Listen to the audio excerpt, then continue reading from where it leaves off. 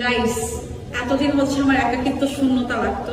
এখন আমি বলতে পারবো আমি পড়ে গেলে আমাকে তুলে ধরার একটা মানুষ আছে, আমার হাত ধরার মানুষ আছে, আমার কাঁধে মাথা রাখার মতো একটা মানুষ আছে, আর ভরসা করার একটা জায়গা আছে। এতদিন অনেক কষ্ট পাইছি, রাস্তায় বের হলে খুব খারাপ লাগতো, আমি একদম একাকিত্ব লাইক। তো এখন আমার একটা হাত হয়েছে, হাত। সারা জীবন পাশে থেকো, কষ্ট দিও না। কইতে গেলে কেমন জানি না আমার দাও। বিয়ের আগে নওশীনকে নতুন একটি বাড়ি কিনে দিলেন তার হবু স্বামী। জীবন কখনো এক জায়গায় থমকে থাকে না। ঝড়ঝাপটা পেরিয়ে মেঘ কেটে যেমন রোদ ওঠে, মানুষের জীবনটাও ঠিক তেমনই।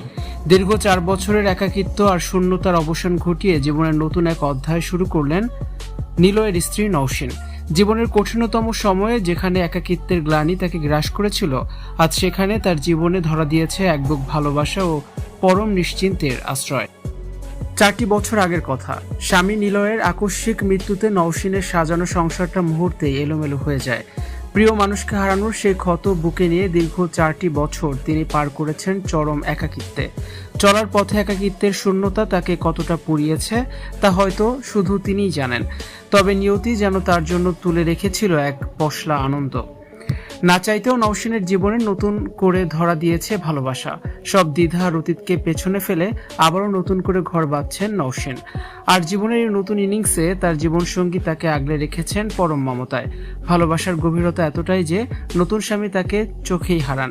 শুধু ভালোবাসাই নন, নতুন জীবনের শুরুতে স্ত্রীকে একটি চমৎকার নতুন বাড়ি উপহার দিয়ে চমকে দিয়েছেন তার স্বামী।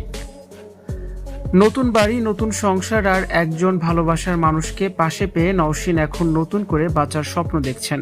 যে হাতটি আজ তিনি শক্ত করে ধরেছেন, সেই হাতের উপর ভরসা রেখে বাকিটা জীবন হেসে খেলে পার করতে চান।